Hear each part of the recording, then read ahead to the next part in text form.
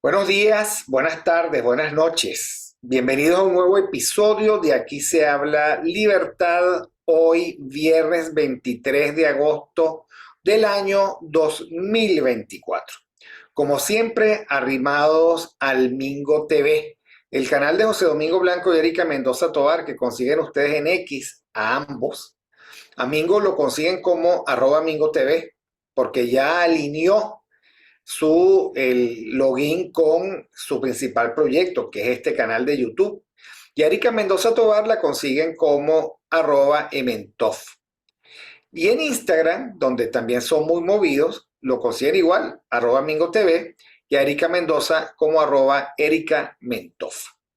Gracias a todos los que se suscriben al canal, que sigue creciendo, los que le dan like al programa, los que tocan la campanita para estar pendiente de los próximos episodios. Eso es 3 clics, la verdad. Ya, por sus comentarios, por supuesto. Y el gracias a Catherine Manzano por la producción ejecutiva de este programa y como todos los viernes, por supuesto, un agradecimiento muy especial al compañero de ruta, profesor Daniel Lajoud, que consiguen en X como @Daniel Lajoud con H intercalada. Yo quiero comenzar este programa contando una anécdota, ¿no? Yo tuve la inmensa satisfacción de poder visitar al padre Miquel de Viana, creo que en el año 2013. Y con él, mi querido amigo Miquel de Viana, recorrimos el País Vasco. Y por supuesto, no podía faltar la visita a Loyola, donde hubo dos datos que ahora estoy recordando. Vamos al cementerio de los sacerdotes y me dice, aquí, en esta tumba, yo voy a estar cuando esté muerto. Por supuesto, nadie se imaginaba en el 2013 que en el 2023, creo, este, él fallecería finalmente de dolor por el exilio, ¿no? Cosa de que yo suscribo y soy testigo porque fueron 15 días de tristeza compartida por la separación y la distancia.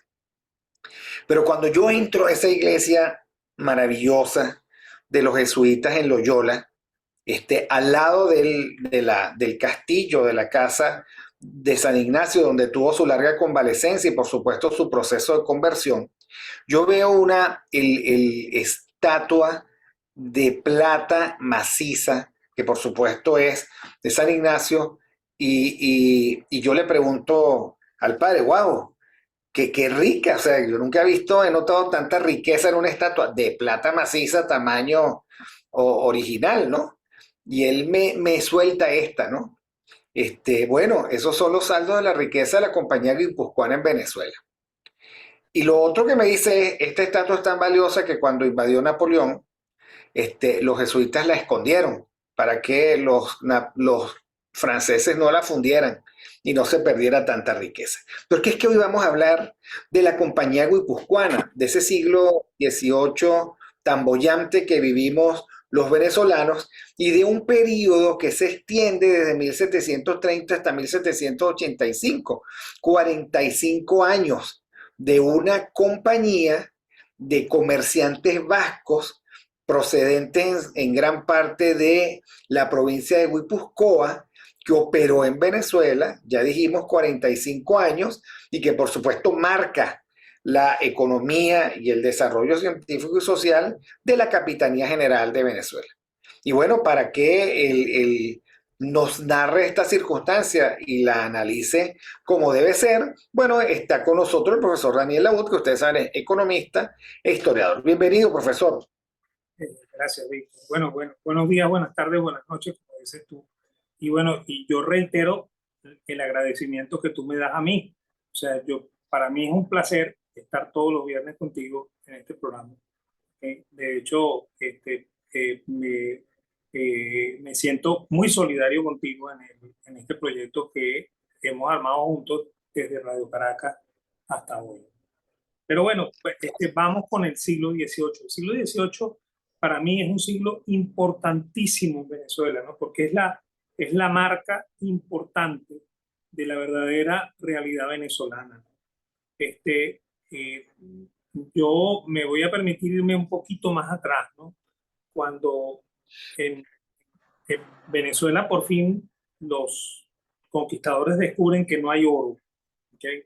Que no hay plata, ¿okay? Y que este es un país en el cual no queda más remedio que sembrar, ¿okay? Y comienzan a sembrar. Aparece el gran, el, el gran, ¿cómo se llama? La gran actividad venezolana que de verdad es el comercio, ¿okay? Porque Venezuela no es un país productor de nada, ¿okay? Venezuela no es un país productor eh, de, de, de, de abundantes recursos, sino que es un productor de comercio. Eso es lo que hay que entender, ¿okay? Y hay que dejar bien claro, ¿no? Y esa es la razón por la cual tanto el modelo de los Austrias como el modelo de los Borbones que comenzó en el mismo siglo XVIII no le cuadraban a Venezuela, ¿okay? Y Venezuela buscaba siempre alternativas, ¿no? Entonces, bueno, hacia el final del siglo XVII comienzan las siembras de cacao y después ya en el siglo XVIII van a comenzar las siembras de café, que son los grandes productos venezolanos, ¿no? Pero aquí hay que ratificar mucho, ¿okay? Que Venezuela jamás produjo ni un gramo de chocolate, ¿okay? Ni tampoco produjo bolsas de café molido, ¿okay? Eso es una cosa que va a aparecer en el siglo XX venezolano, porque Venezuela no es de verdad un productor agrícola, ¿no?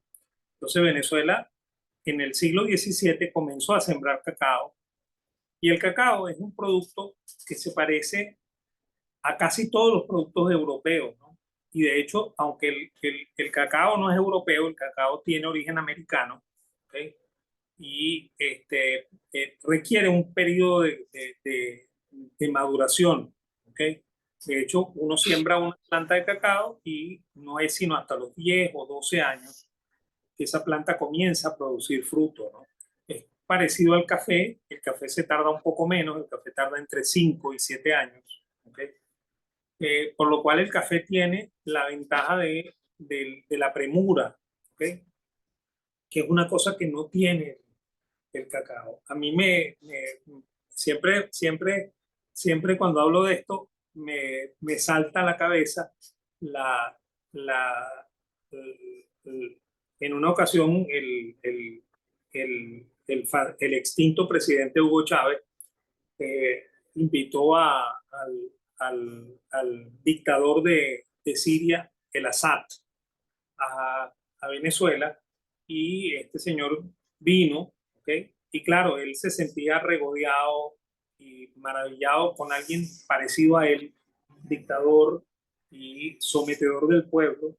Y entonces a él se le ocurrió la graciosa idea de decir que nosotros íbamos a producir aceite de oliva.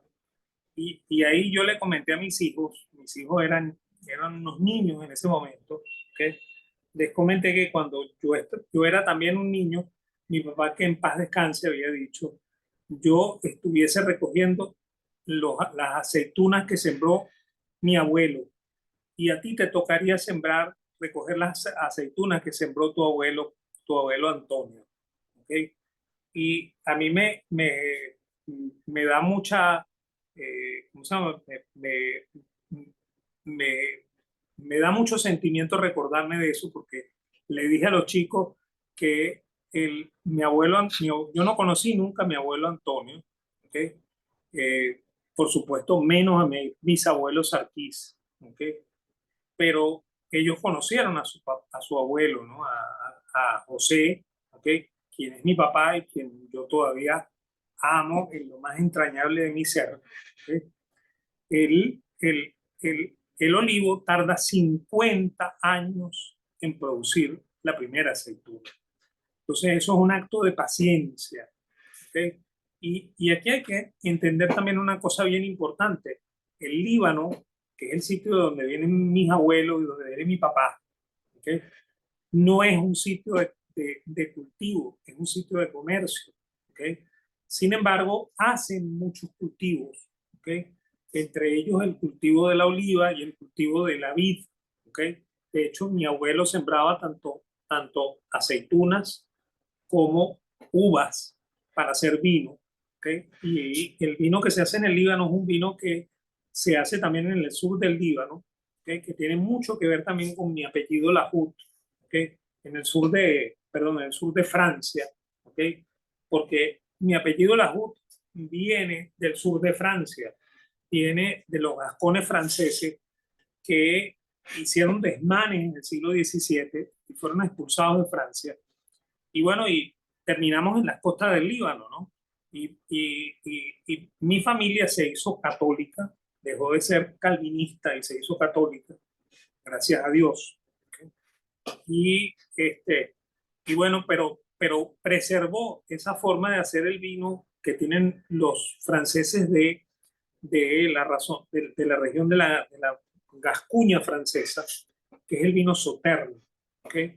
Y yo probé ese vino hecho en las barricas de la hacienda de mi abuelo, que tiene un sabor maravilloso, un sabor dulce, ¿no? Que es el vino que se usa para la consagración en la misa. ¿Okay? Es bien interesante saber eso, ¿no?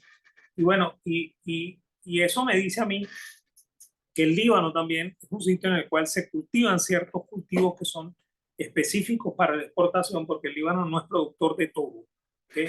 Sino que es productor de cosas muy específicas, ¿okay? Que eran muy requeridas en el mundo antiguo, y por el Mediterráneo surcaban estas naves de los fenicios llevando vinos como los que probablemente hacía mi abuelo ya en el siglo XVIII y el siglo XIX y XX. ¿Okay? Y, y, y llevaban aceites de oliva, pero traían mercancías al Líbano también, ¿okay? Porque el Líbano es un sitio comercial, es muy parecido a Venezuela, ¿no? Y Venezuela tiene inmensas costas, ¿okay? Y sus costas son mucho más ricas, ¿okay? En comercio que lo que son sus tierras en capacidad agrícola, ¿okay? Entonces, bueno, en el siglo XVII se comienza a sembrar el cacao, que después va a ser la gran riqueza de Venezuela, porque Venezuela va a exportar cacao y, y va a permitirse con ello consumir cosas que no produce y que no produciría jamás. ¿Okay? Y de hecho, el cuento que echamos la semana pasada con el señor Juan Francisco de León está muy imbrincado con esto, porque resulta que hay una intensa relación comercial con Holanda a través de Curazao, Aruba y Bonaire, sobre todo con Curazao, que Curazao es un desierto, y Aruba también, que quienes han visitado ese territorio, que es intensamente comercial y que no produce absolutamente nada, ¿okay? Ese territorio fue el que nos traía a nosotros quesos, vestidos, ¿okay? Hilados y un montón de cosas que nosotros no producíamos, y que por supuesto el contrabando proveía a través de los puertos clandestinos que tenía la inmensa provincia de Venezuela. ¿Okay? Entonces, esa es la razón por la cual nosotros tenemos una relación muy especial con estas tres islas, con Aruba, Curazao y Bonaire, muy lejana con San Martín, que es la cuarta isla del grupo de las islas neerlandesas, y por supuesto con los Países Bajos. ¿Okay? Además de que los Países Bajos tienen una característica, ¿no? Ellos habían sido parte del Imperio Español, igual que nosotros. ¿Okay? Ellos se independizaron en el siglo XVI, y, y muy a pesar de ello, ellos se tomaron para sí el, el, el territorio de Araya, ¿okay? Y llevaban sal a Europa, que por supuesto tenía origen venezolano. ¿Okay?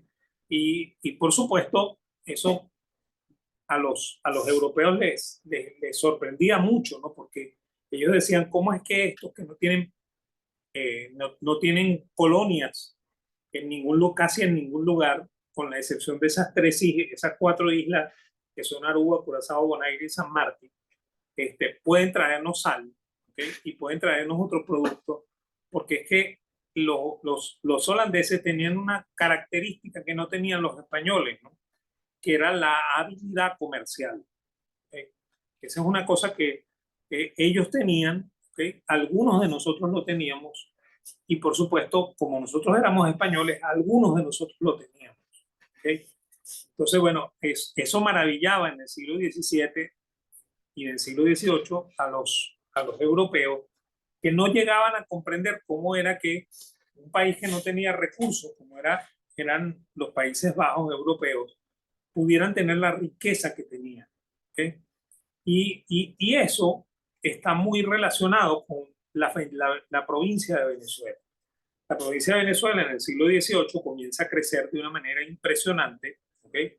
Pero en ese mismo siglo XVIII también está ocurriendo un tránsito en España.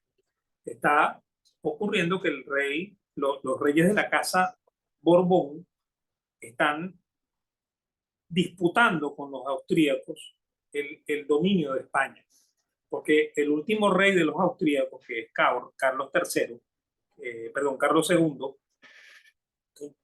se muere sin dejar herencia, ¿okay? Y es un rey bien paradigmático, ¿no? Es un rey que tiene facciones de retraso mental, ¿okay? No es un retrasado mental, es en la misma, ¿cómo se llama? Dentro de la misma característica de la bendita Juana la Loca, es un rey que aparenta estar fuera de sí, pero es un hombre inmensamente inteligente, ¿okay? Que es producto de esa misma endogamia de la Casa Austria. La Casa Austria tiene una manía que fue lamentable, que es la de casarse entre primos.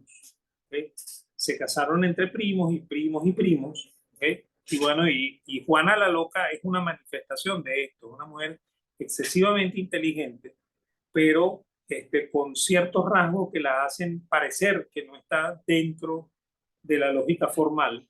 Y entonces de quienes la rodeaban, pensaban que la señora no estaba bien de la cabeza, ¿no? ¿Okay?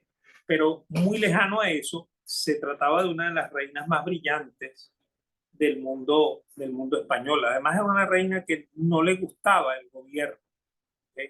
Que es una cosa bien interesante, ¿no? Y por eso ella le delegaba ese gobierno en primera instancia a su marido, que se llamaba Felipe el Hermoso, y esa es la razón por la cual esto se llama Casa de Austria, porque Felipe el Hermoso es Felipe de Habsburgo, es un rey alemán, ¿okay? Y el hijo de ellos dos, que es el famoso Carlos I de España, o Carlos V del Imperio Austrohúngaro. ¿Okay? Entonces ella le delegaba el gobierno a ellos. Sin embargo, ella tenía una relación muy estrecha con su marido en primer lugar, ¿okay? Y con su hijo en segundo término, ¿okay? Porque se trataba de una mujer con una brillantez excesiva, ¿okay? Que le daba consejos tanto al uno como al otro, ¿okay? O sea que no era efectivamente una loca, ¿okay? Y algo parecido le pasa a nuestro triste rey Carlos II, que lo llaman el hechizado, ¿okay? Exacto.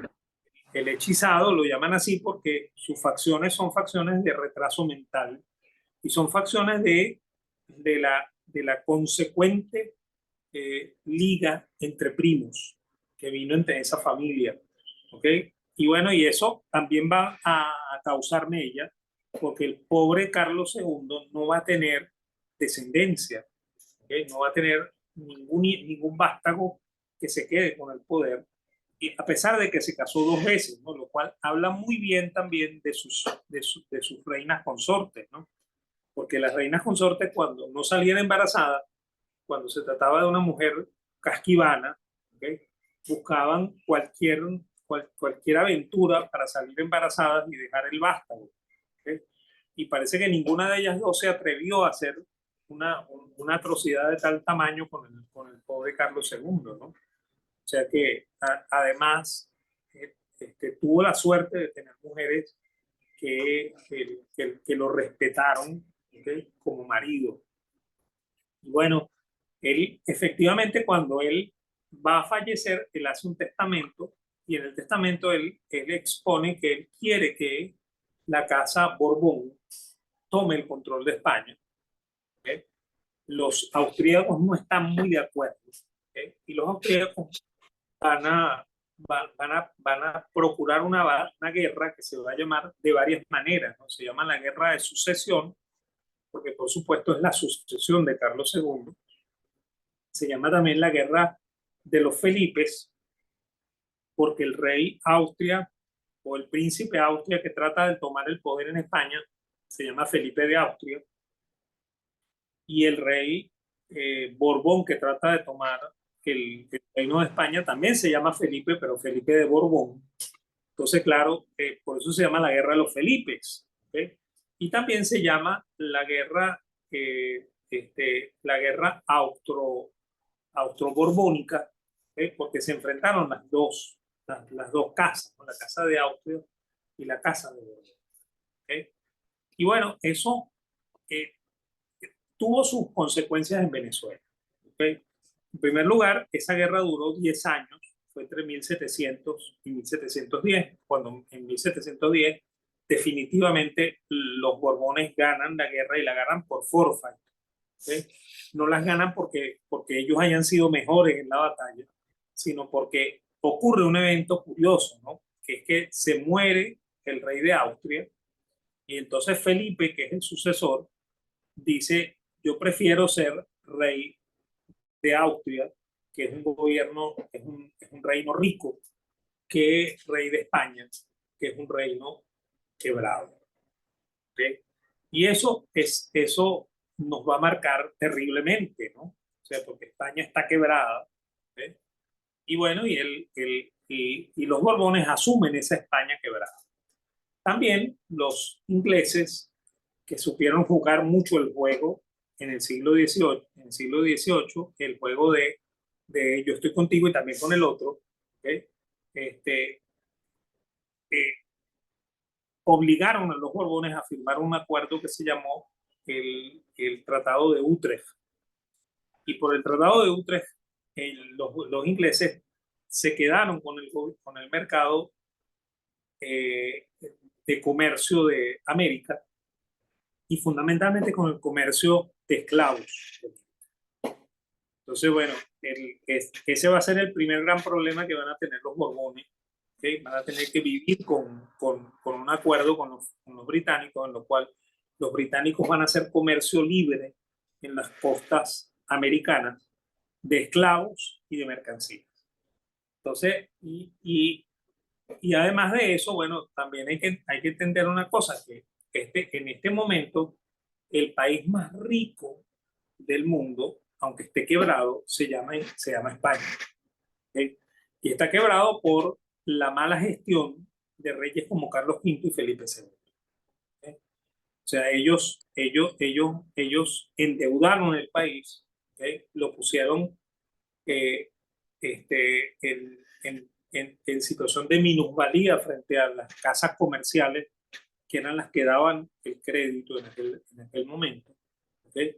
Y bueno, esa es una historia que nosotros deberíamos repasar para entender, ¿okay? Por qué es que la deuda externa venezolana es un problema que debe ser solucionado y que en algún momento uno de nuestros gobernantes, que nosotros siempre lo tildamos del más analfabeto de todos, que fue Juan Vicente Gómez, se le ocurrió cancelarla totalmente.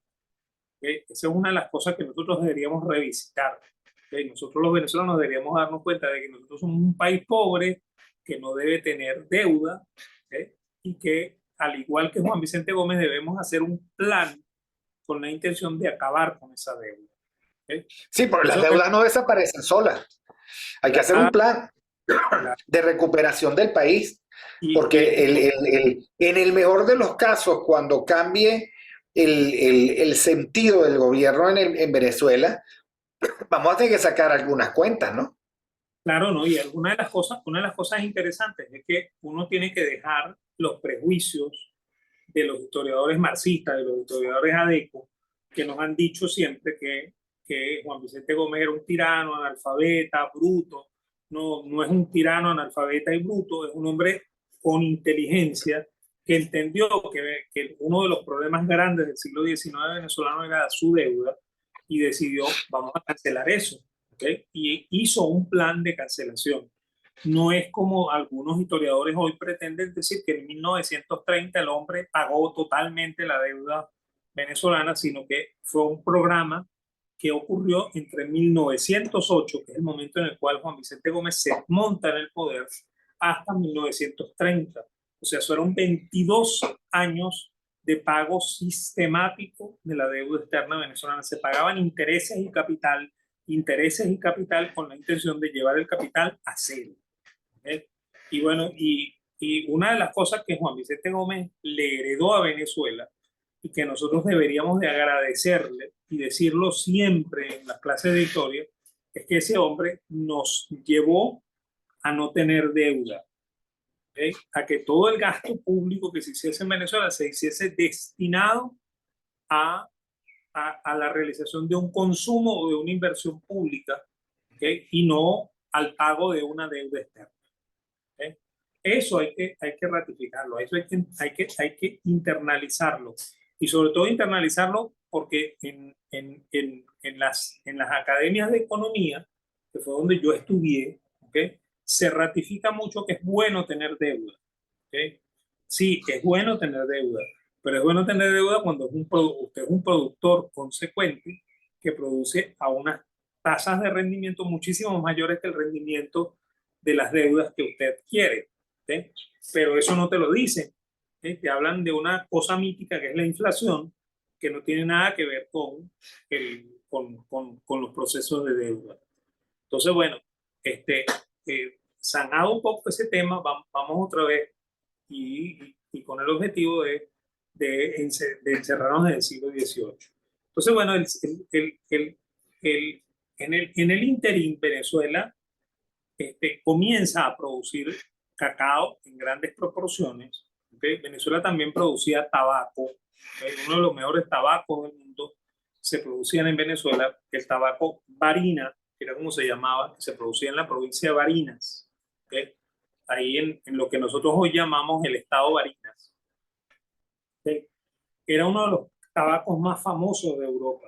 ¿Okay? La gente que fumaba pipa, ¿okay? Le encantaba fumar ese tabaco negro que se producía en las llanuras de Barinas. ¿Okay? Y, y además de eso, nosotros producíamos muchas reses. Siempre fuimos un país que produjo mucho ganado, ¿okay? Y exportábamos ganado, ¿okay? Fundamentalmente exportábamos la piel, los cachos y los cascos de las vacas, ¿no? ¿Okay? ¿Por qué razón? Porque eh, la carne en Venezuela no era de muy buena calidad. Nuestro ganado se movía mucho por la geografía y eso daña ¿cómo se llama? La musculatura del ganado, ¿okay? Hace que el ganado sea de carne dura. Y entonces, sin embargo, nosotros exportábamos pieles para la industria del cuero y exportábamos también los cachos y las pezuñas con la intención de hacer peines y otros productos que se producían en el siglo XVIII en Europa. Entonces, bueno, y fundamentalmente pasó una cosa bien curiosa, ¿no? Entre todo ese periodo que corre entre 1700 y 1730 aproximadamente, fue un periodo en el cual nada de lo que se producía en Venezuela llegaba directo a Cádiz, ¿okay? Sino que todo llegaba a los puertos de Amberes y a los puertos de Brujas en Holanda. ¿Okay? Y bueno, y los reyes de España, preocupados, ¿okay? No entendían por qué un país que producía tanta agricultura, ¿okay? O tantos productos básicos en su agricultura, no le aportaba nada a España, ¿no? Y por qué esos productos llegaban directamente a Holanda, ¿no? Y no era que llegaban directamente a Holanda, sino que había un intenso contrabando entre los puertos venezolanos clandestinos y los puertos de Curazao. Y proveían a Curazao de todo este montón de productos venezolanos, ¿okay? Y se proveían de Curazao de un montón de cosas que no se producían en Venezuela, que eran lo que le permitían a los venezolanos subsistir: alimentos, vestidos, tabaco, etcétera, etcétera. Productos finales, ¿okay?, del siglo XVIII que, que le permitían a Venezuela subsistir. ¿Okay? Y por supuesto, en ese momento está ocurriendo una cosa típica del momento, porque estamos en un momento en el cual hay una segregación social. ¿Okay? El pueblo se divide en pardos, blancos, blancos de orilla, negros. ¿Okay? Y bueno, los blancos de orilla, ¿okay?, que son los que se llaman canarios, ¿okay?, y los pardos están muy hermanados, ¿no? Los, los, los canarios se sentían excluidos, ¿okay?, y por esa razón se hacían amigos de los pardos, ¿okay?, y en su relación ellos eran los que más hacían contrabando hacia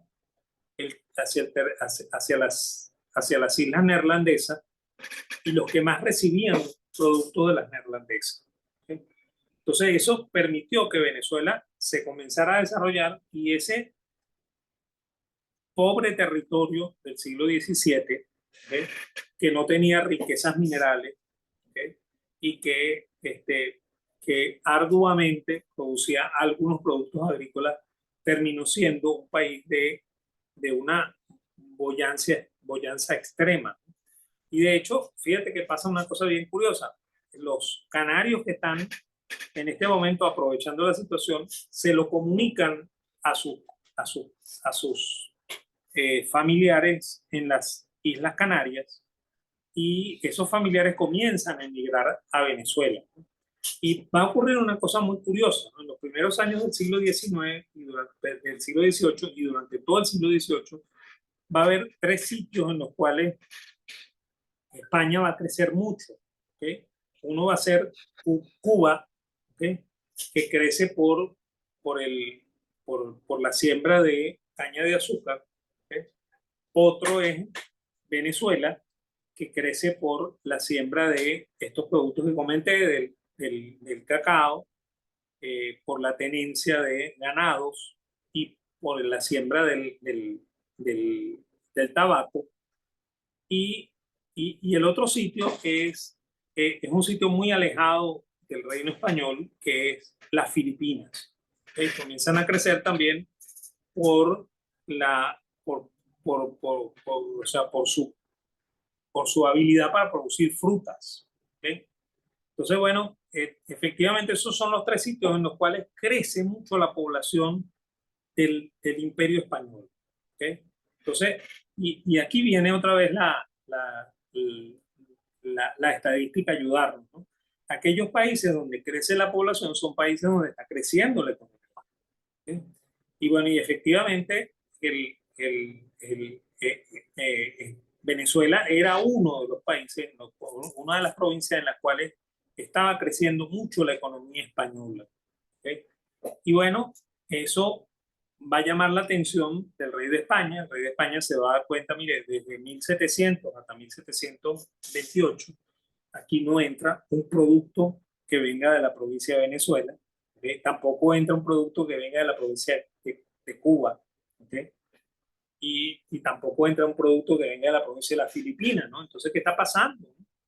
Y entonces, ahí comienza a gestarse la formación de esta compañía que se llama la Compañía Guipúzcoa. Y aquí hay que también ratificar una cosa, ¿no? Los Austria, que son los reyes del siglo XVI y del siglo XVII, son reyes de lo que nosotros podríamos llamar el mercantilismo metálico. ¿Okay? Porque ellos lo que estaban era en la búsqueda de metales preciosos, en la búsqueda de minas, ¿okay?, para explotar, ¿okay?, y no les interesaba en realidad el desarrollo agrícola. ¿Okay? Sí les interesaba mucho el que hubiese mestizaje, ¿okay? Y esa es la razón, y eso hay que ratificarlo también muchísimo, porque en los libros de historia nuestros y los profesores de historia nuestros son nefastos para explicarnos mal la historia. ¿Okay? El, el, eh, eh, el imperio español no fue un imperio racista. ¿Okay? Es muy distinto que nosotros en América conformamos agrupaciones con un marcado tinte racista a que el rey fuese racista o los reyes fuesen racistas. Desde la primera reina, que es la reina Isabel, la católica, se pretende el mestizaje, ¿sí? Y se pretende la pureza religiosa. O sea, ellos quieren convertir a los indios al cristianismo, ¿sí? Quieren que no entren en América judíos, musulmanes y protestantes. Quieren que esto se mantenga católico, ¿okay? Sin importar si hay una mezcla racial. O sea, a los sacerdotes iniciales se les instruye mucho en que no importa si un muchacho es hijo de indio con español, porque la intención es mestizar, la intención es ampliar la, la población del Imperio Español sin importar si estos niños son hijos de indios, ¿okay? O no son hijos de indios. Y esa es la razón también por la cual el rey de España se preocupa mucho por mandar hombres solteros a España, perdón, a América, con la intención de que se mezclen con las indias. Porque ellos quieren una nueva raza, ellos quieren una mezcla racial entre el español y el indígena, cosa que no quieren los otros países. Los holandeses no están de acuerdo con esto, los franceses no están de acuerdo con esto, los ingleses no están de acuerdo con esto, y eso hay que acentuarlo mucho del Imperio Español. ¿Okay? El Imperio Español tiene sus luces y sus sombras, y una de sus luces es esta. No es la luz, o sea, no es la sombra de el rey que envía maleantes a sus territorios o del rey que impide el matrimonio de aborígenes O sea, el rey no mandó a nada similar al tren de Aragua para ningún lado, sino que No, mandó. Ahora, me cabe una pregunta. Si bien es cierto, ellos pretendían el mestizaje, y si bien es cierto, no había una política, digamos, de apartheid, me hace recordar usted el infortunio de los Bolívar con su título nobiliario, ¿no? Porque ellos al final no podían demostrar la cualidad de una de sus abuelas, ¿no? claro, porque es que el asunto es este, ¿no? O sea, al rey no le importaba mucho si tú eras blanco o negro. O sea, perdón, si eras blanco o indio. Esto de negro es muy relativo, ya vamos a hablar de eso también. Al rey, al rey y ¿cómo se llama? A, A la corte. bueno, sí, a la corte lo que le interesaba era que si hubiese nobles, estos nobles fueran de antigüedad de culto y pureza de sangre, ¿no? Que eso era lo que se decía, ¿no? O sea que yo pudiera probar que yo no tengo en mi árbol genealógico un judío o un musulmán, sino que todos son católicos. ¿Okay? Y además de eso, que yo puedo demostrar que yo no tengo sangre impura. ¿Okay? Y aquí viene una historia bien interesante, ¿no? Nosotros hablamos la semana pasada del Marqués del Toro, ¿okay? Que es un marqués bien curioso porque es un marqués canario, ¿okay? Lo cual también contradice mucho todo lo que nos hayan dicho, porque, o sea, como un canario asciende al marquesado si los canarios no son blancos puros, ¿no? ¿Okay? Y es falso, ¿no? O sea, para el español, el canario era un blanco puro. ¿Okay? Entonces resulta que este Marqués del Toro, él demuestra que él tiene pureza de sangre. ¿Sí? ¿Cómo demuestra que él tiene pureza de sangre? Bueno, el primer toro que vino aquí a América era un canario, efectivamente, ¿okay? Y se casó con una española, que se casó con una indígena, ¿okay? Pero esa indígena era hija de un cacique, por lo cual ahí hay pureza de sangre. ¿Okay? Claro, claro. Y el Consejo de Indias, que es la palabra que me faltaba, el Consejo de Indias le aceptó la posición al Marqués del Toro. Y por eso el Marqués del Toro era Marqués del Toro. ¿ok? O sea, porque Claro, era descendiente de una india, hija de un cacique, ¿ok? Y descendiente de un canario, ¿ok? Entonces, bueno, eso es sorprendente, ¿no? Es sorprendente porque eso contradice mucho de lo que nos han dicho a nosotros en la historia, ¿no? Ahora, la, la situación del Libertador es distinta, ¿no? El Libertador es el descendiente de otro blanco criollo, ¿okay? Otro blanco peninsular, perdón, que viene de la zona vasca, que es el señor Simón de Bolívar, ¿okay? Que llega en el siglo XVII. En el siglo XVII, ¿okay? Él llega de Santo Domingo, ¿okay? Lo comisionan para irse a la provincia de Venezuela y para que sea el jefe de tesoro y ejército de esta provincia, que es una provincia muy pobre porque no tiene riquezas minerales, pues lo habíamos dicho antes. Entonces, bueno, él efectivamente se viene, ¿okay? Y está en la provincia de Venezuela y él decide el matrimonio de su hijo, ¿okay? Que creo que se llamaba Antonio, ¿okay? El hijo de Simón de Bolívar, y él lo casa con la única propietaria de una mina, que es la mina de Aroa. ¿Okay? Pero esta propietaria es una muchacha que supuestamente es blanca, ¿okay?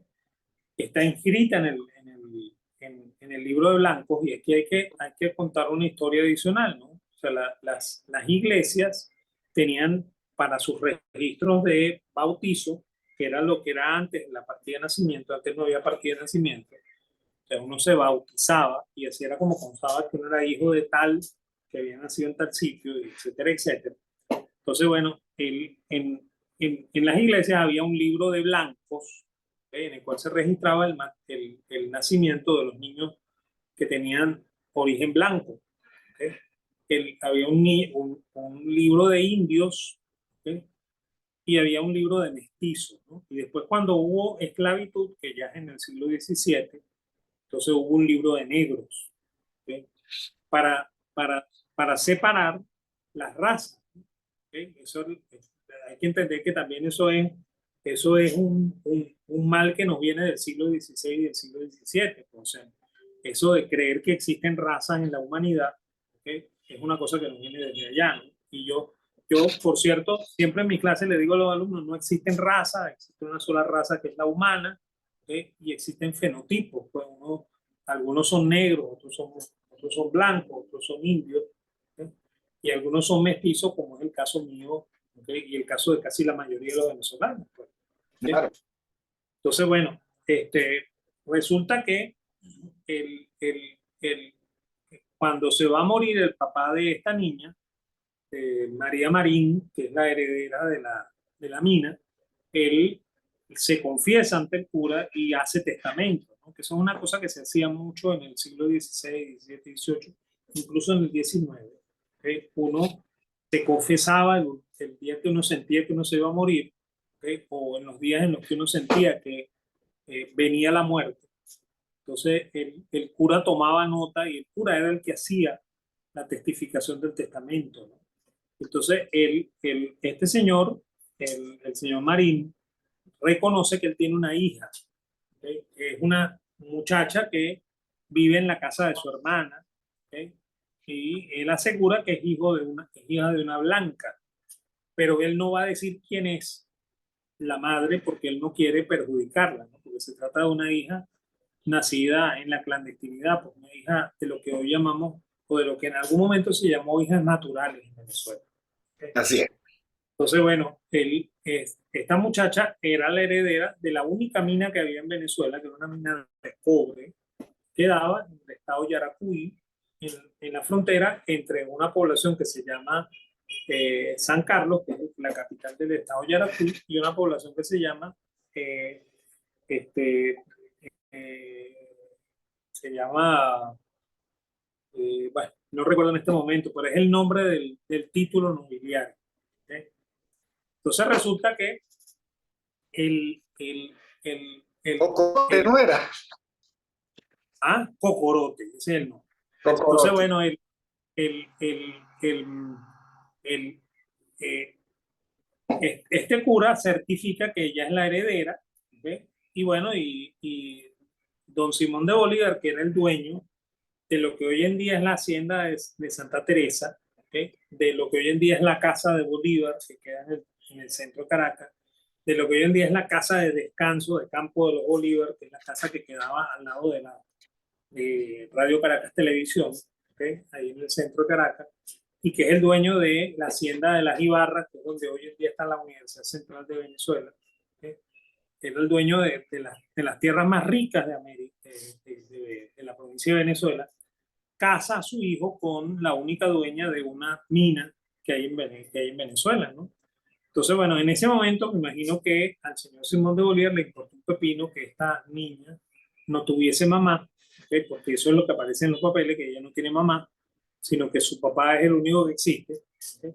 Y entonces eso causó un problema terrible, ¿no? Porque toda la familia Bolívar siempre fue con la intención de buscar el título. 2 veces fue el papá de Bolívar, don Vicente, fue a buscar 2 veces el título. Y las 2 veces le dijeron el mismo problema, ¿no? Le dijeron, mire, aquí hay un solo problema. Si usted me dice quién es la madre de la señorita María Marín, ¿okay? Yo le doy el título. ¿Okay? Bueno, por supuesto, si esa madre de verdad es una señora blanca. Si no, no hay título. ¿Okay? Entonces, claro, el viejo Juan Vicente volvía a reunirse con sus 2 hijos, con Simón y con Juan Vicente, y les decía el bendito nudo de la Marín, ¿no? Que es como se conoce el caso, ¿no? El nudo de la Marín, que no se sabe quién es la mamá de la Marín. ¿Okay? Entonces, bueno, eso impidió que esta familia tuviese el título de Marqués de El Cocorote, que era el título que les habían otorgado. Y para mí, esa es la única causa, la única razón de la independencia. Entonces, la independencia, Sí. porque el Bolívar no puede heredar ni por el lado de los Aristeguieta, que le dieron el mayorazgo, ni puede heredar por el lado de María Marín, porque él participó del lío con Miranda en 1810 y 1811 y 12. ¿Okay? Entonces, esa es la razón del por qué ese hombre se hace en armas, ¿okay? Y por qué nos independiza. Pues. O sea, en realidad, esto no es amor a la patria, ¿okay? Es amor al dinero, amor a la riqueza. ¿Okay? A él no le daba ningún sentido ser parte del Imperio Español porque él no, como siempre ocurrió, ¿no? O sea, los secundores no tenían que abrirse hacer su propio país, su propia fortuna, ¿no? Porque Claro. no heredaban, ellos tenían que hacerse su propio camino. Ahora, queda absolutamente claro que el rey pregunta, ¿y qué pasó? ¿Dónde está lo mío? Y le dicen, bueno, es que lo suyo que viene de Venezuela no viene, lo que viene de Cuba tampoco viene. Y entonces, ¿qué decisión toma él? Le Entonces, da esos territorios a sendas compañías. ahí el rey, muy dentro de la doctrina de la Casa Borbón, crea una compañía. ¿Okay? Entonces, una de las compañías que se crea se llama la Compañía de Caracas. ¿Okay? La Real Compañía de Caracas, ese es el verdadero nombre de la compañía. Y nosotros la llamamos Compañía Guipuzcoana porque quienes vinieron a tomar el control del comercio venezolano fueron gente de la provincia de Guipúzcoa en España. ¿Okay? Entonces, se vienen a Venezuela, ¿okay? Y montan esta compañía que tiene varios objetivos. El primer objetivo es acabar con el contrabando, que es el gran problema que tiene el rey. Pues. El rey y aquí hay que entender una cosa bien interesante, ¿no? O sea, nuestros aranceles eran excesivamente altos en la época del imperio. O sea, los reyes de España eran tan mercantilistas como lo fueron nuestros presidentes en la democracia. Ponían aranceles excesivos, ¿okay? Ojo, esta vez no para para beneficiar la producción de ciertos sectores, como es la excusa que se usa hoy, sino por razones eminentemente fiscales. O sea, la manera más fácil de cobrar impuestos era cobrarlos en la aduana, ¿okay?, que cobrarlos de manera directa o de manera indirecta. O sea, que hay que establecer un IVA o que establecer un impuesto sobre la renta en el siglo XVII. Entonces, bueno, ellos tenían impuestos altísimos, ¿okay?, y ese es el principal incentivo que tiene el contrabando, pues. O sea, si yo voy a pagarle al gobierno un impuesto del 400%, yo prefiero traerlo clandestinamente, ¿okay?, venderlo igual de caro, ¿okay?, y cogerme la ganancia, ¿okay? Entonces, y esa es también la razón del por qué Venezuela siempre tuvo precios muy altos, no inflación muy alta, sino precios muy altos, ¿okay?, para los niveles de ingresos de los venezolanos, ¿okay? Bueno, un ejemplo de eso, el precio de los vehículos en Venezuela, ¿no? Que entre claro, los costos de oportunidad, la escasez de oferta, etcétera, etcétera, un vehículo que cuesta en cualquier lugar razonable del mundo $10,000, aquí te lo quieren vender en $28,000. claro, ¿Ok? porque existe Y un estoy arancel. pensando en el ejemplo de los carritos Fiat que están ofreciendo ahorita. O sea, Claro, uno ve los precios de lista en otro lugar, $10,000, aquí $28,000. Entonces, bueno, claro, yo no digo que toda la culpa la tengan los aranceles, pero por lo menos el 70% es eso y el otro 30% de esa colocación de precios se debe, por supuesto, a los costos de oportunidad, pues, de tener un carro en Venezuela, ¿no? ¿no? De traerlo yo. Además a la ventaja monopolística, ¿no? Porque el Exactamente. asunto es que el gobierno le da una ventaja monopolística a uno para que él sea el importador y no sea otro. Así es. Y bueno, y el que intenta importar se le tilda de contrabandista, ¿okay?, o se le cobra un arancel mucho más alto que aquel que está beneficiado, ¿no? Y eso fue lo que pasó en la compañía guipuzcoana, pues. Porque ahí es donde vamos, ¿no? O sea, fíjate, ¿qué es lo que pasa? Aquí pasa una cosa también que nos va a marcar mucho a los venezolanos. O sea, el rey de España hace un acuerdo con algunas personas de la provincia de Guipúzcoa, de vascos, ¿okay?, de la región guipuzcoana, ¿okay?, y se asocia con ellos. Entonces, el rey formaba parte de la compañía en una proporción del 20%. ¿Okay? O sea, él había suscrito el 20% de las acciones, los guipuzcoanos habían suscrito el otro 80%. Y entonces el rey, por supuesto, le otorgaba a la compañía el monopolio del comercio entre Venezuela y Cádiz. ¿Okay? O sea, todas sus mercancías iban a salir de Venezuela, iban a llegar al puerto de Cádiz, ¿okay?, y había una ventaja para los guipuzcoanos, ¿no? O sea, todos los productos iban a salir del puerto de San Sebastián en, en la Vascuña española, ¿okay?, y desde ahí iban a venir a América, ¿okay? Y por supuesto, podían llegar al puerto de Maracaibo, al puerto de Caracas, al puerto de La Guaira, al puerto de Puerto Cabello, ¿okay?, porque esos eran los tres puertos oficiales. Por supuesto, además habían toda una serie de puertos clandestinos. Entonces, esos puertos clandestinos, eran los que eran vigilados por la compañía guipuzcoana, porque la compañía guipuzcoana se le encargó el objetivo de eliminar el contrabando y la piratería.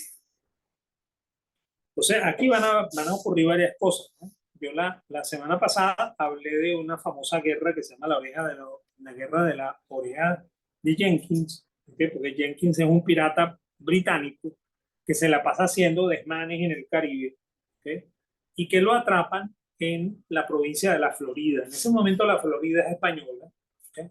Lo atrapan, ¿okay?, y el capitán general de la Florida toma una decisión nefasta con este capitán, le arranca la oreja de un espadazo, le le cercena la oreja y se la entrega en una botella. ¿Okay? Entonces, este señor, y le dice al señor Jenkins, o no sé, bueno, eso es lo que se dice, ¿no? Eso es lo que dice Jenkins. Le dice a Jenkins que eso que yo le hice a usted, se lo voy a hacer al rey de Inglaterra, si el rey de Inglaterra se atreve a venirse a los puertos americanos. ¿Okay? Entonces, Jenkins va a ir a Londres y va a comparecer ante el Parlamento y le va a decir a la gente del Parlamento que, miren, este hombre me cortó la oreja, aquí está la oreja en la botella, y me dijo que le cortaría la oreja al rey si el rey se atreviera a ir a cualquier puerto de América. Y entonces, bueno, eso desató una guerra que se va a llamar la guerra de la oreja de Jenkins, se va a llamar también la guerra del asiento, ¿okay? Que va a correr entre 1725, ¿okay? Y 1749, ¿okay? Para. Que va a tener varios incidentes, ¿no? Uno de los incidentes ocurre en el puerto de La Guaira, donde los ingleses salen muy mal parados. ¿Okay? El otro incidente ocurre en Portobello, ¿cómo se llama? En Panamá. Panamá, en el cual los ingleses salen triunfantes. ¿Okay? Y el tercer incidente, bueno, el tercer no, varios incidentes ocurren en, en, en Cartagena de Indias, en Colombia, en la provincia de la Nueva Granada, en el cual en algunos salió ganando Inglaterra, pero al final Inglaterra sale muy mal en el último sitio de Cartagena. ¿Okay? Y bueno, y así termina la famosa guerra del asiento. Y se le llama guerra del asiento porque se llamaba asentar, ¿okay? A llevar a los negros esclavos de, de África a América, ¿no?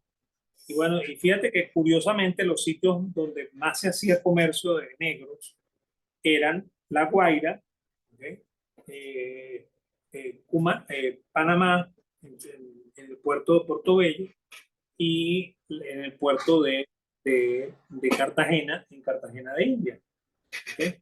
Entonces, bueno, y bueno, y con eso se acaba el comercio de negros británico, ¿okay? Y comienza a florecer el comercio entre Holanda y América en el puerto de Curazao, ¿okay? Que es el famoso caso que aparece en los museos de esclavitud de Curazao y de Bonaire, de Curazao y de Aruba, ¿okay? Que son sitios medio nefastos, ¿no? Pero bueno, es porque ahí llegaban los negros, en los cuales que al final terminaban en las haciendas venezolanas y colombianas. Y fundamentalmente, uno de los que hacía ese comercio era el Marqués del Toro, el famoso Marqués del Toro, que había hecho tantísimo dinero y había conseguido además un título nobiliario con este negocio de esclavos, ¿no? Y con un negocio medio clandestino, porque era un negocio medio de contrabando. Entonces, bueno, el rey ya hacia el 49 logra por fin, ¿okay? Establecer una forma de control del contrabando. Y bueno, y ahí es cuando aparece el problema de Juan Francisco de León. Juan Francisco de León se niega a, a permitir que la guipuzcoana los esquilme. Y aquí vamos a poner las cosas en claro. La guipuzcoana tiene un problema, ¿no? O sea, es un monopolio creado desde el Estado, que es como ocurren todos los monopolios en cualquier país, ¿okay? O en cualquier provincia. Y resulta que el, el, el, la guipuzcoana le compraba el cacao a los cultivadores venezolanos a 20 pesos la fanega, ¿okay? Y la vendía en Europa a 12 pesos la fanega, y la vendía en Europa a 60. ¿Okay? Y bueno, y eso obviamente era escandaloso, ¿okay? El rey, por supuesto, le gustaba, porque el rey al final tenía un dividendo monstruoso de esta compañía, que además era muy ineficiente, y aquí vuelvo a traer el fantasma de PDVSA. Acuérdense que cuando cuando un gobierno establece una compañía mixta o pública, ¿okay?, que le da ventaja, esa compañía termina siendo ineficiente. ¿Okay? Entonces, bueno, esa compañía es terriblemente ineficiente y en cambio son muy eficientes los mecanismos alternos, ¿okay?, los mecanismos informales, que eran los que había establecido Juan Francisco de León. Juan Francisco de León tenía una red de contrabando entre los puertos clandestinos venezolanos y Curazao, y le seguía vendiendo cacao a los holandeses en el puerto de Curazao. ¿Okay? Entonces, bueno, esa es la razón por la cual el gobernador de Caracas decide quitarle el gobierno de Panaquire a Juan Francisco de León y entregárselo a un vasco, ¿okay?, de apellido Chesuría, ¿okay?, Martínez Chesuría, y bueno, y ahí comienza la revuelta.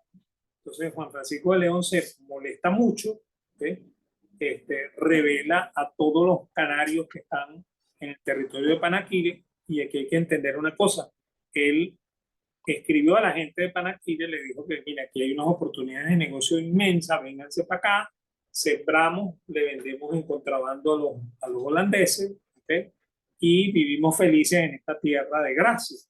¿Okay? Entonces, y el gobernador anterior le había dado plenos poderes porque él era el jefe de justicia del territorio de Panaquire. ¿Okay?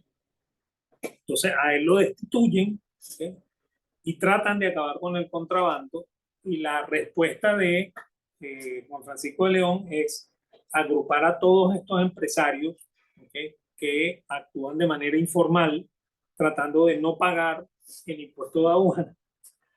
Y bueno, se van a Caracas y tumban el gobierno, ¿no? O sea, ellos acaban con el monopolio de la guipuzcoana, y la respuesta del rey es una respuesta bien curiosa, ¿no? Porque, y también es la prueba del por qué son ineficientes este tipo de empresas, y por qué es que no es bueno ese tipo de organización que nos heredaron a nosotros los Borbones, y que nosotros tenemos metidos en la cabeza de que esa es la forma en la que se hacen negocios de verdad, o sea, asociándose con el gobierno. ¿Okay? Entonces, el gobierno decide, después de dos años de gobierno de Juan Francisco de León en el territorio de la provincia de Venezuela, decirle a Juan Francisco de León: mire, véngase para acá, para Madrid, vamos a resolver este problema aquí. ¿Okay? Y envía emisarios a América, y hace una suerte de renegociación con la guipuzcoana. Le dice a la guipuzcoana: mira, yo les voy a mantener a ustedes el monopolio del comercio, pero ¿okay?, los barcos de ustedes tienen que llevar el 20% de su cargamento en cargamento de comerciantes venezolanos. ¿Okay? Y bueno, y eso va a ser la estocada final contra este monopolio, ¿no? Porque el monopolio obviamente era ineficiente. ¿Okay? Los comerciantes que funcionaban de manera clandestina eran mucho más eficientes. ¿Okay? Y bueno, y ese intento de regularizar, de desinformalizar a los comerciantes informalizados, les resultó muy bien a la corona, y de hecho ahí comienza una decadencia que va a venir ocurriendo entre 1749 y 1785. Entonces la compañía guipuzcoana va a ir perdiendo mercado, ¿okay?, y lo van ganando estos comerciantes venezolanos que originalmente funcionaban de manera clandestina. ¿Okay? Que poco a poco el rey se va dando cuenta de que el mejor negocio es liberar la aduana. ¿Okay? Comienzan a bajar los aranceles. ¿Okay? Comienzan a facilitar el que los comerciantes tengan flota para proveer a Cádiz. ¿Okay? Y comienza a fluir de una manera mucho más profunda el comercio en Venezuela, ¿no? Eso redunda en mucha más inmigración. O sea, el siglo XVIII Venezuela era un siglo en el cual la población nuestra crece. Uno de los tres territorios en los cuales más creció la población en el Imperio Español fueron los tres que yo comenté antes: Filipinas, Cuba y Venezuela. ¿Okay? Y en el resto de las provincias la población decaía. ¿Okay? En demostración de que eran los territorios en los cuales estaba creciendo la economía. ¿Okay? Y fíjate, una de las cosas bien interesantes es que nosotros crecimos con comercio. ¿Okay? Que esa es una de las cosas que hay que entender. Nosotros siempre hemos tenido una vocación comercial. Nosotros somos como probablemente lo es Panamá, con la ventaja de que tenemos la facultad de que en algún momento cultivamos cacao, en algún momento cultivamos café, en algún momento tuvimos petróleo o tenemos petróleo. ¿Okay? Los cubanos tienen también sus minas. ¿Okay? Sin embargo, los panameños tienen también sus minas. Sin embargo, ellos creo que no han entendido. ¿Okay? Que es buena idea tener una mina que te produzca divisas. ¿Okay? Y al mismo tiempo tener un centro de comercio. ¿Okay? Esa es una de las cosas que nosotros no logramos entender, ¿no? Y otra de las cosas que no logramos entender es que para poder tener comercio, tú tienes que tener moneda fuerte. Tú no puedes estar en un proceso de devaluaciones y devaluaciones persistentes, ¿okay? O de destrucción monetaria, como ha ocurrido en Venezuela desde el año 1974 hasta el día de hoy.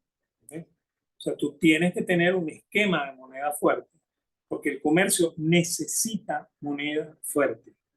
¿Okay? Y olvidarse de cuentos chinos como que el bolívar está sobrevaluado, que hay que devaluar la moneda, que si eso no es competitivo. ¿Okay? Esos son nimiedades matemáticas que no tienen ningún sentido con la realidad de Venezuela. ¿Okay? Venezuela fue rica en dos ocasiones. Fue rica en el siglo XVIII, producto de este inmenso comercio informal que después se fue formalizando gracias al intelecto de los reyes borbónicos. ¿Okay? Y fue inmensamente rica también entre 1908, ¿okay? Y 1974, cuando el general Juan Vicente Gómez descubrió cuál era el secreto del agua tibia, ¿no? ¿Okay? O sea, si nosotros terminamos de descubrir cuál es el secreto del agua tibia, de repente volvemos a ser ricos. Bueno, entonces, ¿cuál es el secreto del agua tibia? El secreto del agua tibia es bajos aranceles, ¿okay? Es no tener deuda, ¿okay? Es tener gobierno pequeño y eficiente, ¿okay? Y facilitar el que el sector privado crezca. O sea, olvidarnos de ese cuento de que ser rico es malo, ¿okay? Todo lo contrario, ser rico es muy bueno, ¿okay? Y es más, mientras más ricos, mejor. ¿Por qué? Porque mientras más ricos, menos pobres. Así es. Bueno, profesor, creo que lindo el paseo por un siglo que nos fue bien. Eso no significó que no tuviéramos dificultades, pero hubo también capacidad para encararlo, ¿no? Bueno, muchísimas gracias. Nos pasamos efectivamente un poquito del tiempo que tenemos previsto. Recuerden, suscríbanse al canal, sigan nuestros programas, denle like a este que estuvo muy bueno y seguimos viéndonos en una próxima oportunidad. Gracias a todos. Eso es. Hasta luego. Pues.